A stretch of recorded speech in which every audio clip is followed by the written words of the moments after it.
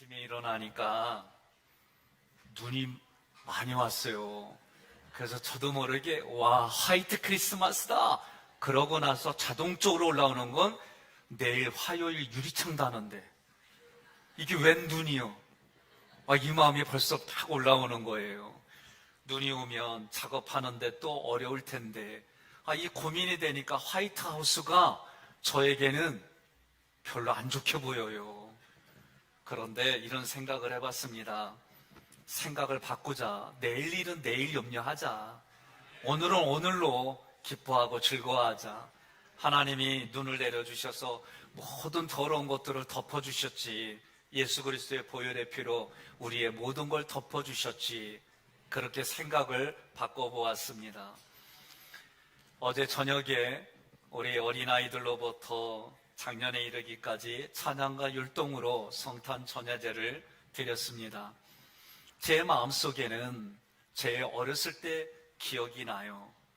다 끝나고 나면 3, 4, 5 만나서 고구마도 고먹고 서로 얘기도 하고 그리고 12시가 되면 다 집합해가지고 담임 목사님이 선포하면 그 선포한 대로 지옥으로 흩어졌어요. 그리고 오고 가는 길 속에 눈이 오니까 눈도 맞기도 하고 미끄러지면서도 서로 즐겁게 그리고 외딴지까지 찾아가서 기쁘다 구주 오셨네 또 저집에서 너의 헬로엘 이러면서 찬양을 바꿔가면서 새벽송을 했어요. 내년도부터는 좀 하면 안 될까요? 네? 저는 이 마음이 계속 올라서 우리 어린아이들로부터 새벽송이 뭐지? 저희 아이들하고 또 대화를 나누면 세대 차이가 나요. 그러면서 아빠 때는 이거 잘 못 먹었어 그러면 그럼 짜장면 시켜 먹지. 그럴 때도 아니요.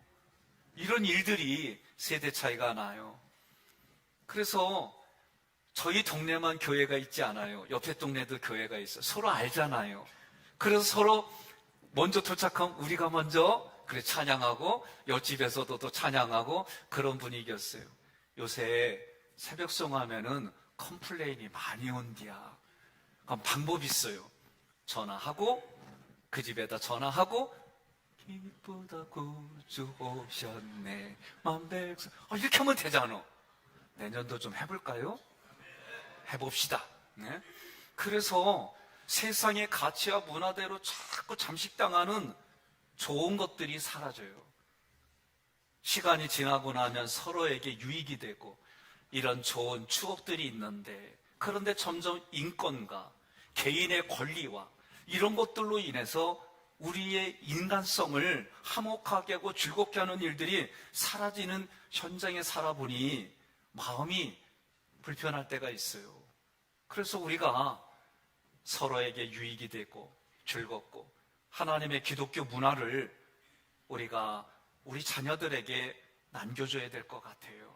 남겨줘야 됩니다. 그 일을 위해서 여러분 함께 기도해 주시기를 바랍니다. 새벽송을 하면은 그 집집마다 먹을 거를 준비해 주세요.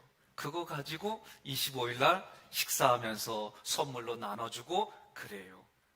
가끔 저는 내가 먹고 싶은 거 있으면 슬쩍 뺐어. 이런 추억들이 오늘 우리 자녀들에게 새벽송원 일의 전설로 느껴지는 게 아니라 매일매일의 삶의 실제로 때로는 부대끼면서도 진리를 전하는 그런 담대함을 나눠줘야 될 줄로 믿습니다. 주일에 제가 여러분들에게 말씀했습니다.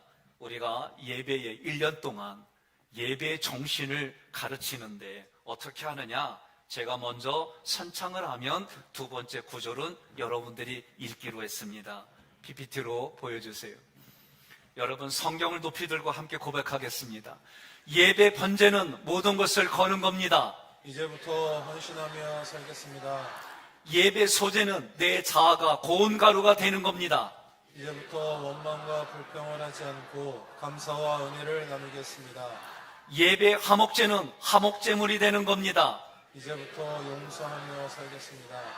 예배 속죄제는 하나님의 은혜가 아니면 살 수가 없습니다. 이제부터 은혜 받으며 살겠습니다. 예배 속건제는 배려하고 보상하며 살겠습니다. 아멘. 동의하십니까?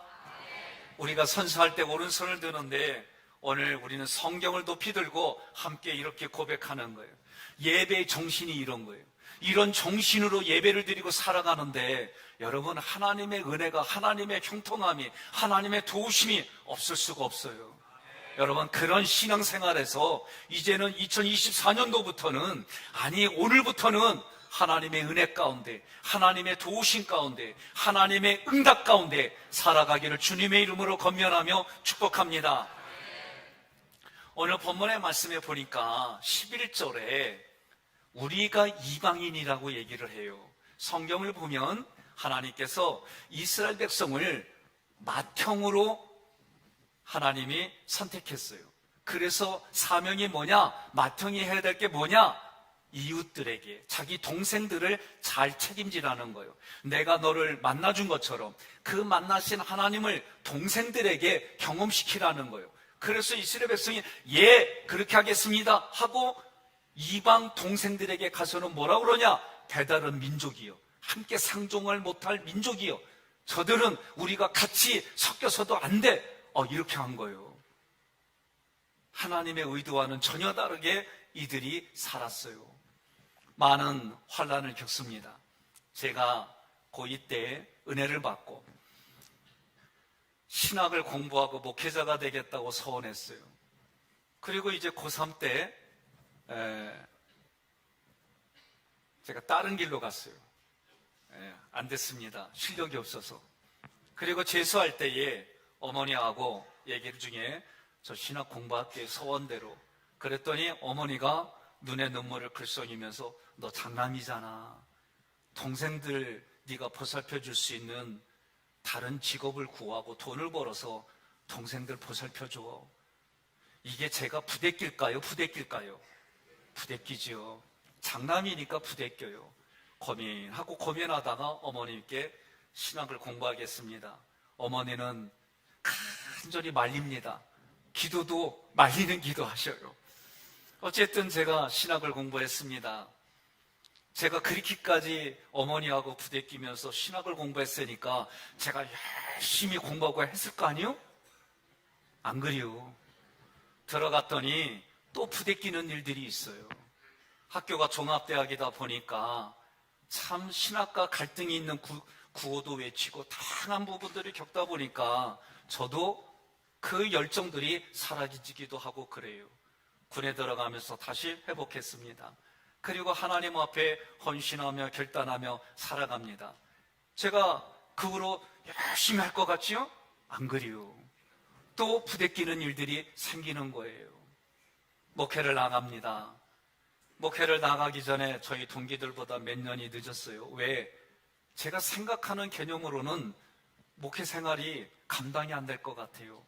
어쨌든 나가서 열심히 목회를 하다 보니까 또 부대껴요.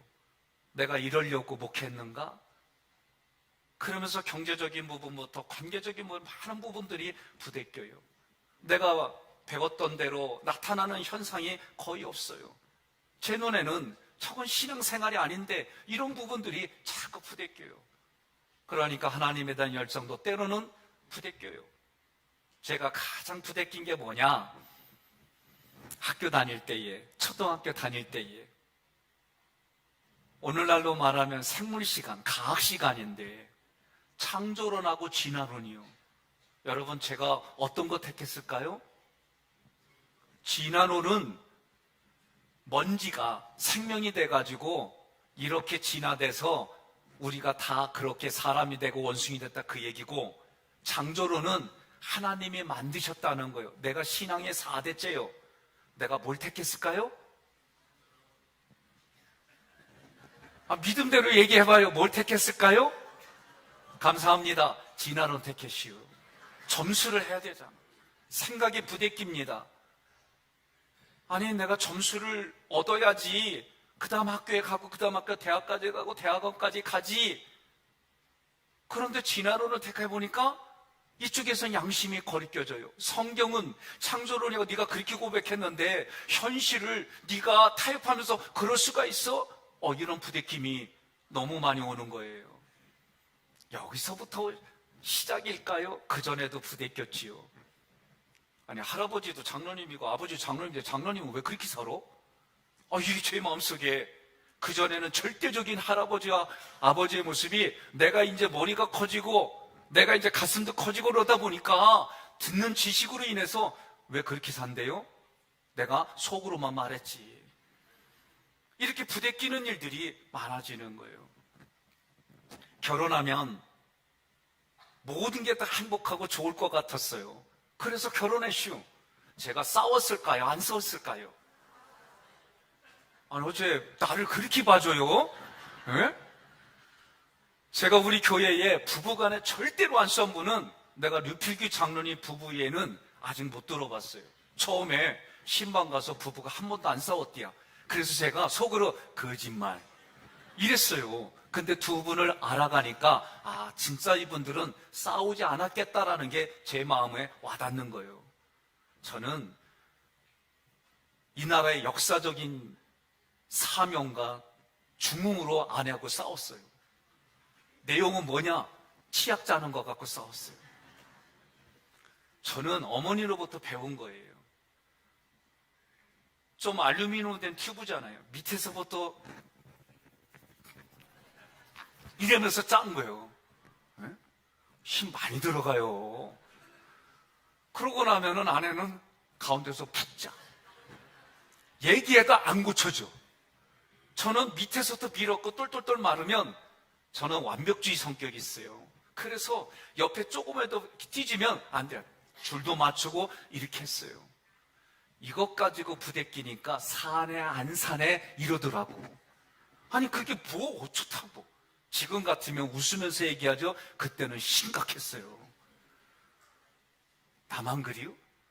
애를 키우면서 학교에 보내면서 여러분들이 하나하나 삶에 살아갈 때에 행복을 꿈꾸고 서로 행복해질 거라고 부부로 만났는데 부대끼는 일들은 먹는 것으로부터 잠자는 것에 이르기까지 다양한 것에 부대끼는 것이 우리들 현실이에요. 성경은 우리에게 말씀하는 게 뭐냐?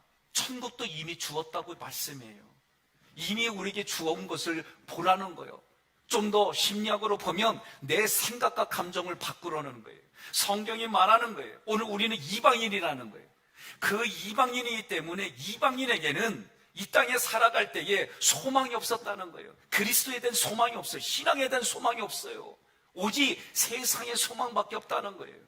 잘 먹고 잘 살고 입신양명하고 그래서 그것을 위해서 예수가 필요하고 내가 만들어낸 세상에 나를 뒷받침하려고 예수가 필요하다는 그런 삶이 대부분의 신앙생활이에요. 그런데 성경을 읽으면 읽을수록 그건 신앙생활이 아니다라는 거예요. 하나님을 주인으로 그리고 주인으로 섬겼더니 이제는 주인이 아니라 내가 너의 아버지다라고 말씀해 주시고 아버지라고 그랬더니 예수님과 그 동일한 자리에 여러분과 저를 세워주신 거예요. 이것이 우리의 신앙생활이다 보니 달라요. 제가 큰아들이 태어났을 때에 진짜로 딱 보니까 나는 그때 회개 많이 했지만 진짜 보면 내 아들 맞나? 왜냐면 내가 보던 어린애들이 아니야. 시퍼둥둥한 데다가 경험 좀 해보세요. 바로 태어난 애 보면 우리가 요새 보는 예쁜 이런 모습이 아니더라고. 그리고 그래서 발가락부터 제가 다 살펴봤어요. 죄진 게 많아서 혹시나 이런 마음이 저의 정말 마음이었어요. 그리고 이 아이를 보는데 이런 모습을 처음 보니까 아기가 태어난 걸 처음 보니까 저는 익숙하지가 않으니까 마음이 불편하면서도 내 자식이긴 한데 뭔가 어색한 거예요. 그런데 이 아이가 응애 하는데 이마에 주름을 쫙 하고 하는데 그때 내 새끼구나. 응? DNA가 말이에요. 나의 육체를 그대로 담고 몇 개월 만에 사진 찍은 거 내 사진하고 비교해 보니까 젓가락 두 짝이 같은 것처럼 보이는 거예요. 여러분, 이방인일지라도 육체의 부모의 유전자를 받아서 자녀는 그렇게 태어나는 것처럼, 오늘 우리는 성만찬에 참여하는 것처럼, 세례를 받은 분들이 성만찬에 참여하는 것처럼, 예수님을 믿으면 우리 안에 DNA가 하나님의 DNA로 기본적으로 있는 줄 믿으시기를 바랍니다. 제가 신학교 다닐 때에 무슨 과 같아요? 라고 제가 물어보면은 경영학과요, 경제학과요, 그리고 나오는 게 체육학과요. 내가 먼저 얘기해요. 신학과예요. 이게 제가 느끼는 정서였어요. 근데 요새는 어디서 조금 얘기하다가 이렇게 보면 상대방이 저를 한 번 더 훑어보고 얘기를 해요. 혹시 목사님 아니세요? 기분 되게 좋대.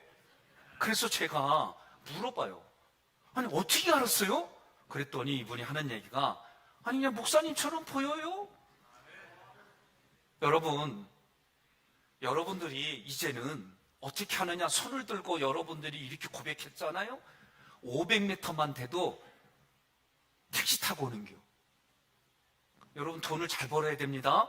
그래서 택시 타고 오는 겨. 아멘 안 해도 할 거야 나는. 택시 타고 오면서 말을 한마디 하는 거예요. 은혜가 풍성한 하객교회 앞에 내려주세요. 그리고 그 다음 주에 봤더니 또 그 사람이야. 얘기하는 거예요. 말씀도 잘 전해주시는 목사님이지만 외모도 잘생긴 목사님이는 하객교회 내려주세요. 그러는 거예요. 그리고 나서 그 다음 주에 또 탔더니 그 양반이야. 그러면 여러분들이 뭐라고 하느냐? 발바닥에 고기 타는 냄새처럼 장로님들이 지역을 위하고 성도들이 해서 그렇게 열심히 하는 하객교회 장로님들이 있는 하객교회 내려주세요. 왜 아멘이 줄어? 그리고 나서 그 다음 주에 탔더니 또 그 사람이야. 그러면 아니 그 권사님이 가서 기도해 주면은 거의 죽어가는 사람이 뺄딱 일어나고 서로 옳고 그름이 싸우는데 그 권사님이 갔더니 옳고 그름이 정리가 되고, 억울하게 당한 사람이 울고 있는데 그 권사님이 갔더니 그 억울함이 해결이 되고, 그런 권사님들이 있는 하객교회 내려줘. 왜 아멘해? 아내 김 집사님 다 보인다니까. 참. 그 다음 주에 갔더니 그 사람이야 또. 그럼 사는 얘기가, 하객교회 집사님만 내도 집을 산디야 그 하객교회 내려줘. 이렇게 되는 거예요. 그래서 그 다음 주에 또 택시를 불렀더니 그 사람이야. 그때는 손 끌고 그냥 들어와. 여러분, 우스운 것 같지만 내가 내 삶으로 부부에게, 시작은 부부에게예요. 부모가 자녀에게, 그리고 부모님에게, 그리고 이것이 너와 내 집이, 이것이 이 힘을 가지고 내 이웃에게로 이것이 흘러가는 거예요. 오늘 여러분, 작은 일에서부터 시작되는 거예요. 결혼주례 할 때마다 제가 입버릇처럼 하는 얘기 중에 하나가 뭐냐? 그리스도와 나의 연합, 그리스도와 나의 연합이 부부의 결혼으로 나타나는 거예요. 그래서 여러분과 제가 정말 예수님 사랑해요, 이것이 누구에서부터 시작하냐면 부부에게서부터 서로 사랑하고 격려하며 배려하며 살아가는 삶이, 그것이 신앙생활이에요. 출발은 여기서부터 하는 거예요.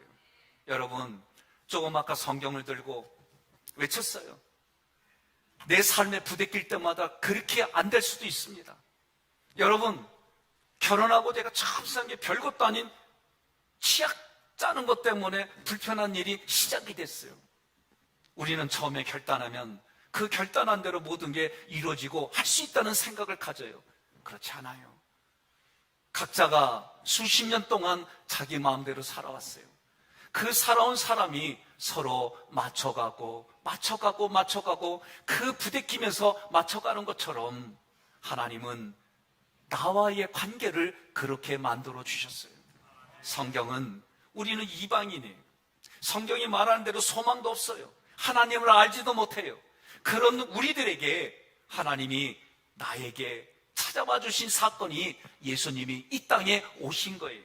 예수님이 오셔서 우리에게 평안을 주셨어요.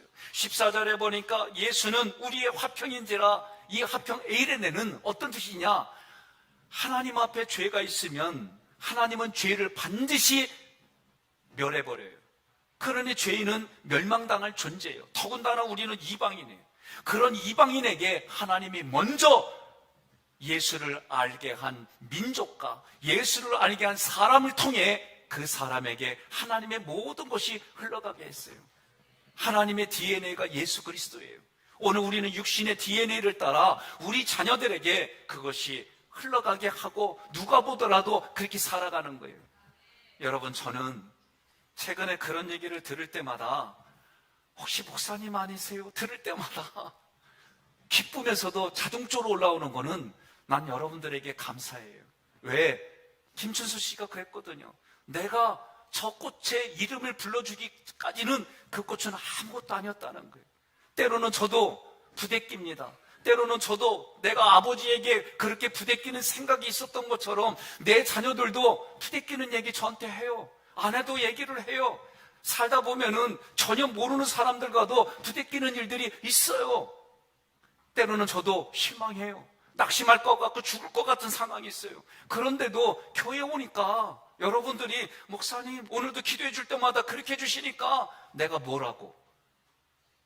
나를 위해서 여러분들이 그렇게 해주시니까 한쪽에는 뜨거움이 있고 고마움이 있고 그렇게 살려고 몸부림치는 일들이 모르는 사람이 저에게 혹시 목사님 아니세요? 얼마나 제 마음속에 기쁨이 있고 즐거움이 있는지 모르겠어요. 제가 목사로 불려진다고 모든 게 다 100% 완벽하게 삶으로 나타내지 못해요. 여전히 이 안에서 부대끼고 싸우고 그래도 그렇게 살려고 몸부림치는 것이 제 안에 있어요. 그런데 예수님은 그렇게 우리가 살아갈 수 있도록 근거를 주셨어요. 하나님과 우리가 죄 때문에 원수가 됐는데 그 죄를 예수님이 다 사해 주시려고 십자가를 지셨어요. 죽음으로 끝난 것이 아니라 죽음이 왕노릇하는 그 나라에 예수님이 부활하셔서 살아나셔서 사망을 깨뜨리신 그 권세가 오늘 예수님께는 영광, 저 하늘에는 영광, 그 말을 하는 거예요. 오늘 여러분과 제가 마찬가지입니다. 이제는 내가 움직이는 것이, 내가 살아가는 삶의 자리가 그냥 개인이 아니라 여러분이 하나님, 예수님, 성령님의 얼굴이 되고 하깃교회 얼굴이 되고 여러분 한 사람 한 사람이 어느 상황에 있든지 그 대표성을 가지고 대표로 살아가는 자리가 개인의 자리요, 부부의 자리요, 한 가정의 자리요, 교회 직분을 맡은 자리요, 우리 모두가 함께 이 지역에, 구청에, 인천시에 물질로 마음을 담아서 나눠주고 그걸 통해 이 지역에 그리스도의 복음이 흘러가게 하고 이런 일들이 우리 모두가 함께 같이 하는 줄 믿습니다. 그래서 예수님은 우리에게 화평으로 오셨어요. 화평으로 오셔서 이야기가 뭐냐? 16절에 보니까 십자가로 그 모든 것을 해준 이 사건이 우리에게 주어졌고 이것을 17절에 이 평안을 전하라는 거예요. 오늘 말씀을 전달했습니다. 내 생각과 감정을 바꿔보는 거예요. 저도 자동적인 사고들이 올라와요. 이제 내일이면은 유리창을 답니다. 유리창을 달면은 이제 춥게 안내하고 춥게 예배드리던 분들이 그래도 따스하게 드리겠지, 이 마음에 기대감이 있어요. 저도 원망과 불평이 올라와요. 날씨에 대해서 부정적인 생각들이 들어요. 그래도 긍정으로 바꿔보고 그래도 그날 그 자리에 그 환경에 하나님과의 관계 속에서 해석하려고 노력하는 거예요. 여러분, 지난주 토요일 날 어느 권사님이 아침 일찍 오셨는데 저를 만나고 인사하면서 그래요. 목사님 어쩐 일이요? 목사니까 교회에 있지요. 토요일이니까 내일 주일 예배하지요. 그래서 왔지요. 근데 이분이 눈에 눈물을 글썽이면서 저한테 그랬어요. 목사님, 외형이 이렇게 데워진 거니까 마음이 벅차고 감격이 돼요. 저는요, 그분만큼 감격이 있고 그분만큼 벅차오르지는 않았어요. 매일 고민하고 한 바퀴 돌면서 하나님의 은혜로 여기까지 왔습니다.